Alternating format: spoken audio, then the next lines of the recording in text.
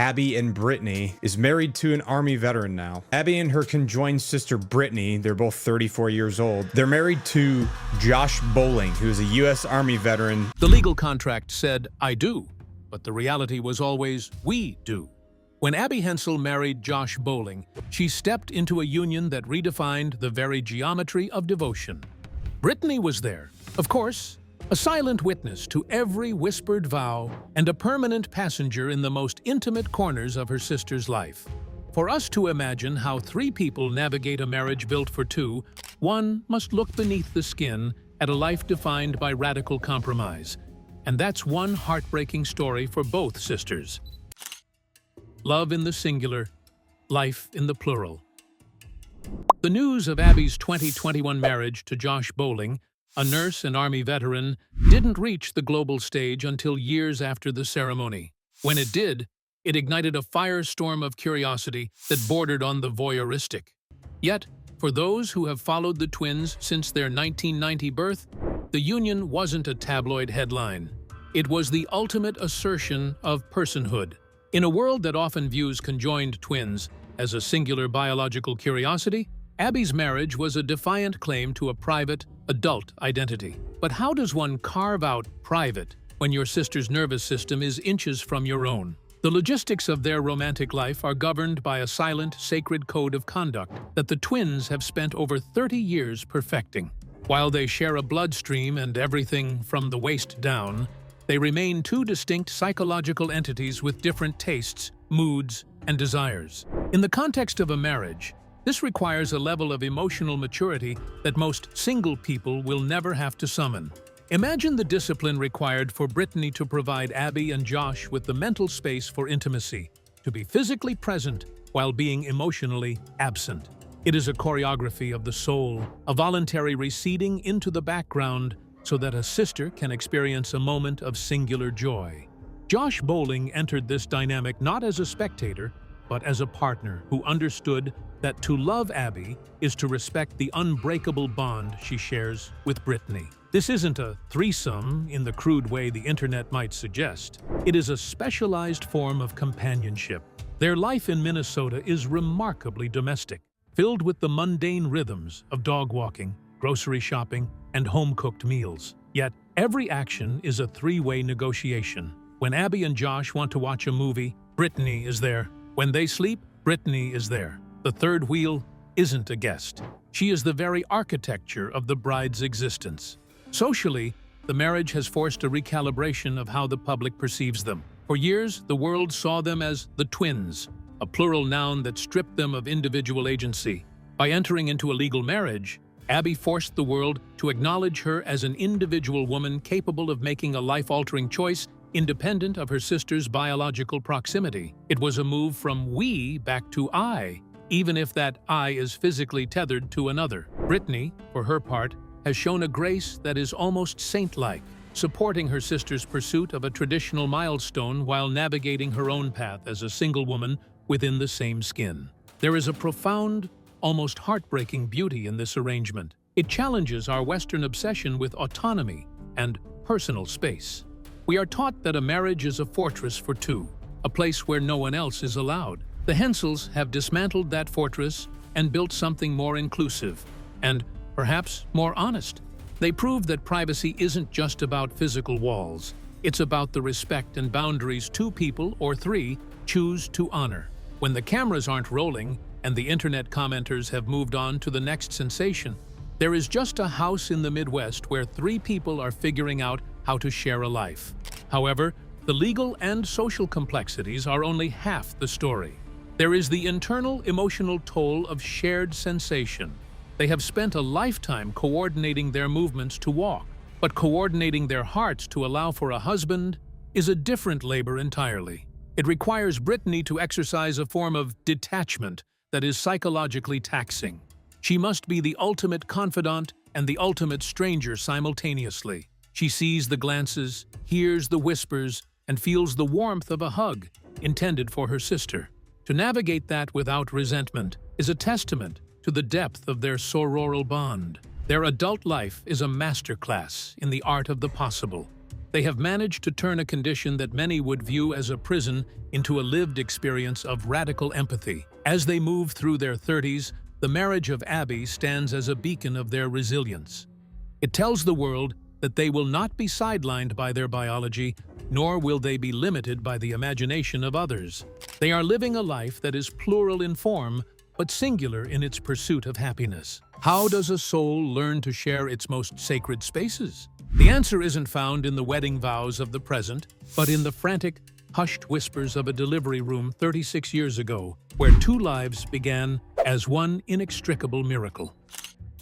The Midnight Miracle in New Germany. The story of Abby and Brittany Hensel does not begin in a sterile research hospital or under the heat of a media spotlight, but in the quiet, unassuming town of New Germany, Minnesota. On March 7, 1990, Patty and Mike Hensel arrived at the hospital expecting a routine delivery. There had been no indication during the pregnancy, no ultrasound shadows or genetic markers that the birth would be anything other than ordinary. When the twins were finally brought into the world, the silence in the delivery room was not one of peace, but of profound medical disbelief. They were born as dicephalic parapagous twins, a condition so rare it occurs in approximately 1 in every 400,000 births. If conjoined twins share a body, how can only one of them get married? Abby and Brittany Hensel are dicephalic conjoined twins. Now, they share varying body parts depending on where they are split, with an even smaller percentage surviving the first 24 hours. They possessed 2 heads, 2 hearts, 2 spines, and 2 stomachs. Yet, they merged seamlessly at the torso, sharing a single pair of legs and arms. To the doctors, they were a biological anomaly, a puzzle of overlapping systems.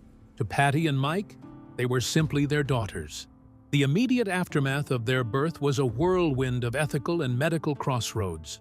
Doctors, fearing for the long-term survival of the infants, floated the possibility of separation surgery. In the 90s, such procedures were becoming more common, but for the Hensels, the success of such a surgery was a terrifyingly low bar. Because the girls shared so many vital organs and lower body systems, separation would have likely resulted in the death of one twin and a severely diminished quality of life for the survivor, likely involving multiple prosthetic limbs and a lifetime of invasive surgeries. Patty and Mike made a decision that would define the rest of their lives. They said no. They refused to choose between their children, deciding instead to raise them as a singular, whole entity. It was a gamble of the highest order, predicated on the hope that the girls would not only survive, but thrive in a world built for the individual. This choice was the first brick laid in the foundation of the twins' resilience. They were never treated as broken or as a medical mistake that needed fixing. They were raised with the expectation that they would participate in life exactly as they were. In those early years in New Germany, the Hensels' home became a laboratory of love and adaptation. While the medical community watched from a distance, fascinated by their survival, the family focused on the mundane. They had to figure out how to dress 2 toddlers who shared 1 pair of leggings, but had different ideas about which direction to crawl. The town, to its enduring credit, closed ranks around the family. In an era before the hyper-connected scrutiny of social media, the Hensels were allowed a degree of privacy that is almost unimaginable today. They weren't the conjoined twins to their neighbors. They were just Abby and Brittany, the girls down the road. This period was marked by a fierce protection of their humanity. Mike and Patty insisted that the girls be seen as 2 distinct people. They bought 2 seats at the movie theater, 2 tickets for the airplane, and 2 desks in the classroom. They understood early on that if they didn't treat the girls as individuals, the world never would. This insistence on duality within unity was the Midnight Miracle, the realization that while their bodies were inextricably linked, their spirits were entirely autonomous. As they grew, the girls began to defy every medical prediction. They didn't just survive, they developed a vitality that was infectious. They learned to clap their hands, Abby's right and Brittany's left, in perfect rhythm.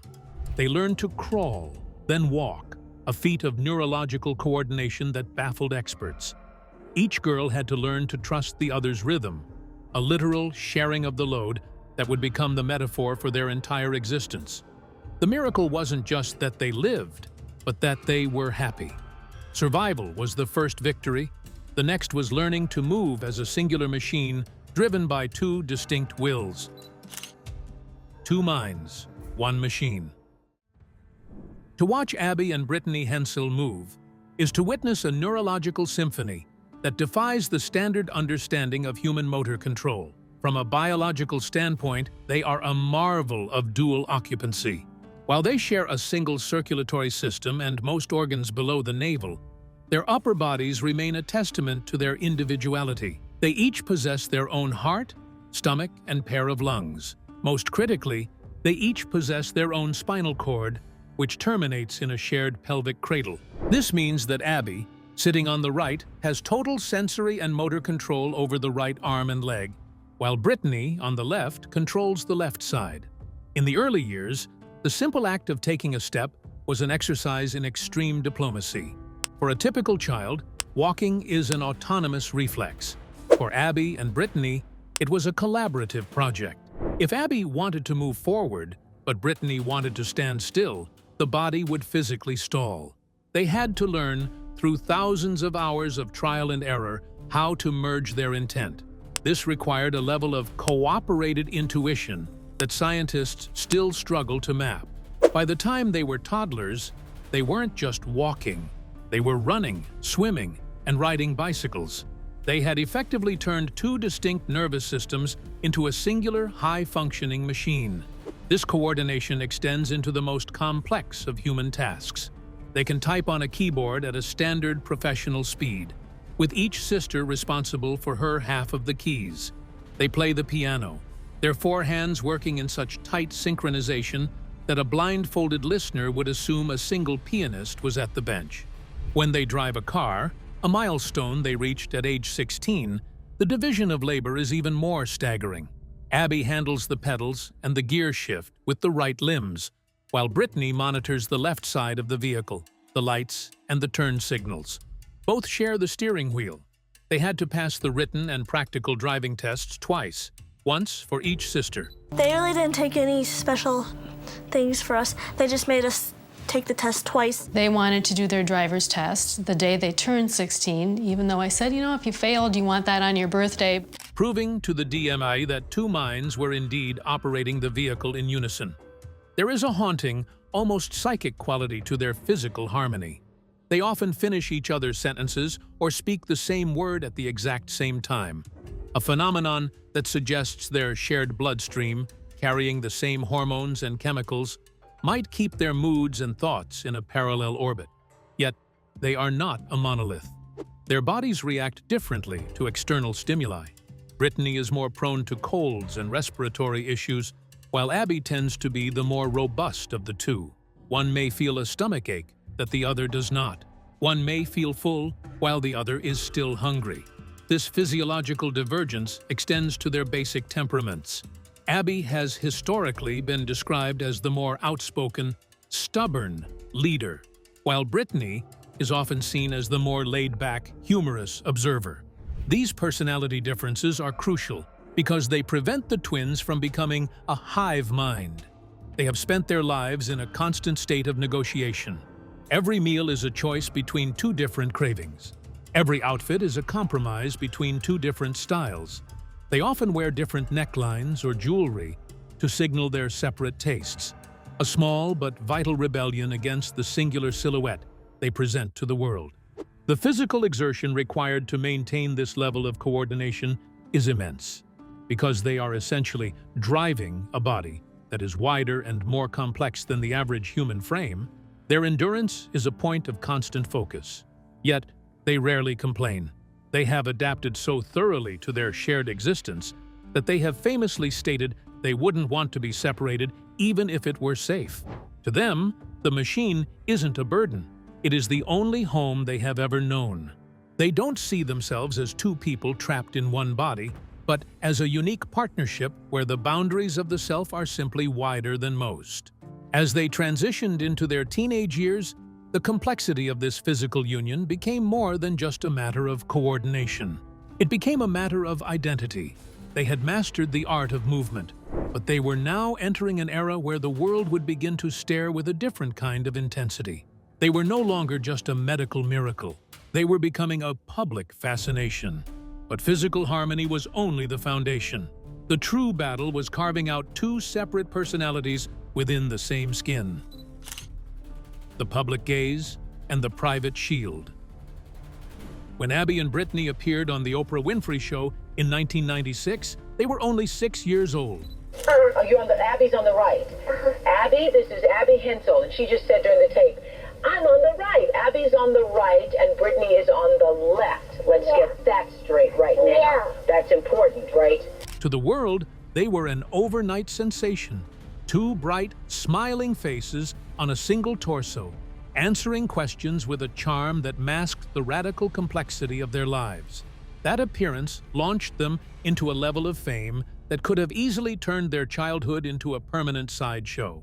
However, Patty and Mike Hensel were determined that their daughters would not be defined by the lens of a camera or the voyeurism of the public. They understood that for conjoined twins, the line between being a person and being a curiosity is razor thin, and they were prepared to defend that line with every resource at their disposal. Throughout their adolescence, the twins appeared in several TLC documentaries, including Joined for Life and the later series Abby and Brittany. These specials were carefully managed to ensure the tone remained educational rather than exploitative. The goal was to show the world that they were normal teenagers who went to school, played sports, and hung out with friends. This visibility served a dual purpose. It satisfied public curiosity, thereby reducing the shock value of their physical appearance in their daily lives, and it gave the twins a platform to demand respect on their own terms. They showed the world the mundane details: how they picked out clothes, how they went to prom, and how they argued over which movie to watch, effectively humanizing what many viewed only as a medical anomaly. Despite the media deals, the Hensel family maintained a private shield that was remarkably effective. They lived in a small Minnesota community that acted as a human buffer against the paparazzi and the clickbait culture that was beginning to emerge in the early 2000s. In New Germany, they weren't celebrities. They were students, neighbors, and friends. This grounded upbringing allowed them to develop a thick skin and a healthy sense of boundaries. They learned when to engage with the public and, more importantly, when to retreat into the sanctity of their private life. Their parents often turned down lucrative offers for reality shows that felt too invasive, prioritizing the girls' psychological health over a larger paycheck. The struggle with the public gaze, however, was never just about the cameras. It was about the micro stares in grocery stores and the intrusive questions from strangers who felt entitled to know the most intimate details of their biology. The twins developed a silent shorthand for handling these moments. They often ignored the rudeness, choosing instead to lead by example. By simply existing in public with confidence and humor, they forced the world to recalibrate its definition of normalcy. They refused to be victims of their condition, and they refused to be used as inspiration content for the masses. This constant public pressure could have easily bred resentment, but instead, it seemed to forge a deeper bond between the sisters. This period of their lives was a delicate balancing act. They were simultaneously the most famous conjoined twins in the world and two teenagers trying to figure out who they were. The private shield provided by their family and community was the only thing that allowed their individual personalities to flourish without being crushed by the weight of external expectations. As they moved toward adulthood, they began to take the reins of their own narrative, deciding when to step into the light and when to pull back into the comfort of their shared private world. As the glare of the television lights eventually dimmed and the novelty of their teenage years faded into the background, the twins faced a challenge no camera could help them solve: the rigors of higher education. Higher education and the double-degree dilemma. When Abby and Brittany Hensel enrolled at Bethel University in St. Paul, Minnesota, they weren't just entering a new chapter of their lives. They were entering a logistical and intellectual battlefield. For most teenagers, college is the first taste of true independence, a time to distance oneself from family and forge a solitary identity. For the twins, however, Independence had to be redefined. They could not walk across campus or sit in a lecture hall without the other. Yet they were determined to prove that their minds were as separate as their hearts. This period of their lives became a grueling exercise in asserting their dual intelligence within a system designed for the singular student. The challenges began long before the first lecture. The university and the twins had to navigate the unprecedented reality of two distinct academic records tied to one physical presence. While they shared a body, they did not share a brain. They had different study habits, different strengths, and different perspectives on the material presented. To ensure academic integrity, the sisters insisted on being treated as two separate students. This meant two sets of tuition. Though often debated in the media, they fought for the right to be recognized as two paying individuals, two sets of exams, and two distinct grading tracks. During tests, they had to coordinate their physical movements, one hand writing for Abby, the other for Brittany, while ensuring their individual thoughts remained private. Socially, Bethel University provided a supportive but challenging environment. While the small-town shield of New Germany had protected them during their youth, the university brought them into contact with a broader, more diverse population. They had to navigate the typical social anxieties of young adulthood, making friends, attending parties, and finding their place in a community, while being the most recognizable people on campus.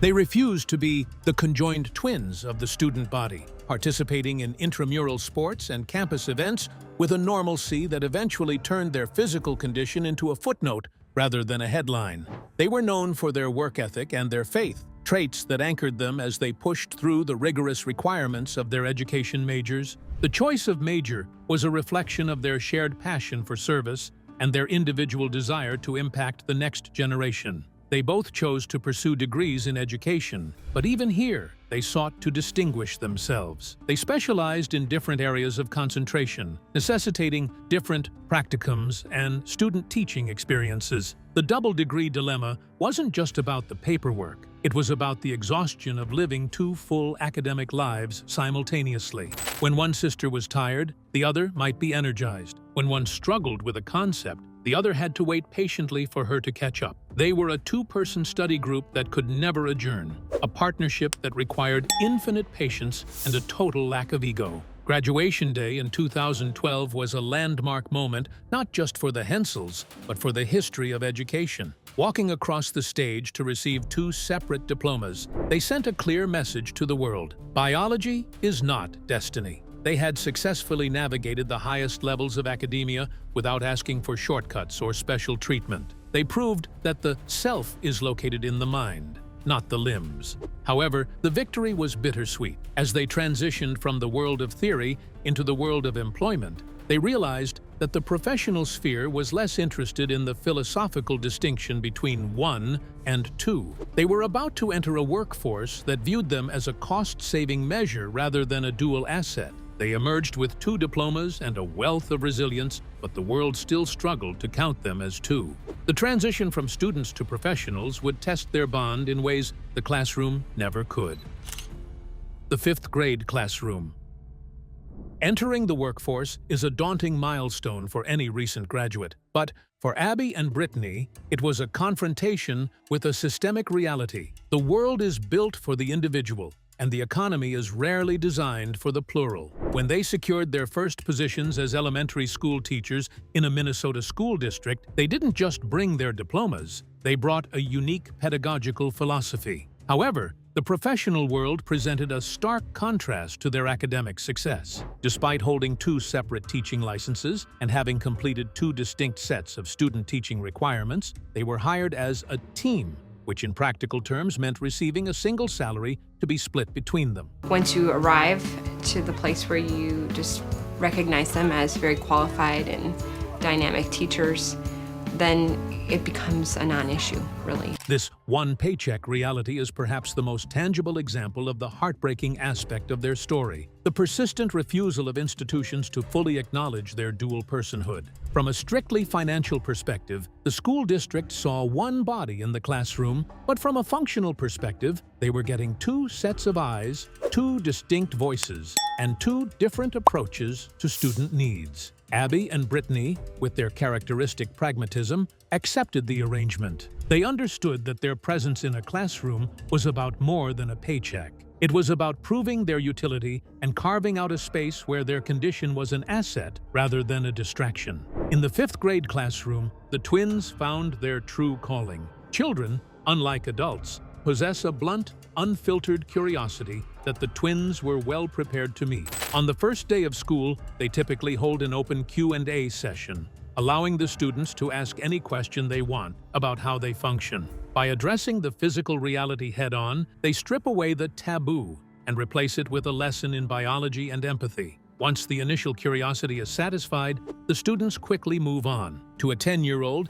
they aren't the conjoined twins. They are simply Ms. Abby and Ms. Brittany, the teachers who can grade papers and answer questions at the same time. Their teaching style is a masterclass in multitasking. While one sister might be explaining a math problem on the whiteboard, the other can be scanning the room to identify a student who is struggling or distracted. They offer a level of classroom management that a single teacher could never achieve. This duality of focus allows them to provide a more personalized education for their students. They use their own lives as a living curriculum, teaching lessons on cooperation, compromise, and the importance of looking beyond physical differences. In their classroom, working together isn't just a poster on the wall, it is the fundamental law of the room. Despite their professional success, the logistical burden remains. They must manage the exhaustion of a full teaching day while being physically tethered to one another's moods and energy levels. If one develops a migraine or a sore throat, both must navigate the day through the shared physical toll. They have spent over a decade in the classroom, earning the deep respect of their colleagues and the local community. They have become fixtures of the district, proof that a disability, if one chooses to call it that, can be transformed into a specialized skill set. Professional success brought stability, yet it couldn't answer the looming questions of the heart. The Symphony of Two. The story of Abby and Brittany Hensel is often labeled heartbreaking by those who view their lives through the lens of a standard, solitary existence. From a distance, it is easy to mourn the things they have ostensibly lost: the ability to walk in opposite directions, the sanctity of a truly private thought, or the chance to experience a romantic embrace without a third, ever-present witness. There is an inherent, quiet tragedy in the one-paycheck reality and the legal systems that still struggle to count them as two distinct souls. Their life is, by its very nature, a series of radical subtractions, each sister constantly yielding her own autonomy so that the shared whole can function. Yet, to look at their lives in 2026 and see only heartbreak is to fundamentally misunderstand the human spirit. If there is a tragedy in their story, it belongs to a world that is too narrow to accommodate their complexity, not to the women themselves. Abby and Brittany have spent over 30 years turning a biological sentence into a masterclass in cooperation. Where the average person sees a lack of privacy, they see a permanent, unbreakable sanctuary of companionship. They have navigated the treacherous waters of global fame, the rigors of academia, and the delicate negotiations of marriage with a grace that is almost otherworldly. Their strength lies in their refusal to be cured of one another. They remain a living testament to the idea that the self is not a fortress, but a bridge. Despite the physical and social obstacles, they have built a life characterized by joy, professional respect, and deep communal love. They are not two halves of a whole, they are two wholes who have learned the ultimate art of compromise. In a world increasingly fractured by individualism, the Hensel twins offer a different path, one of radical empathy and enduring unity. They remain, as they have always been, a symphony of two, separate in mind, united in spirit, and undeniably strong together. If this deep dive into the resilient lives of Abby and Brittany moved you, subscribe for more riveting stories.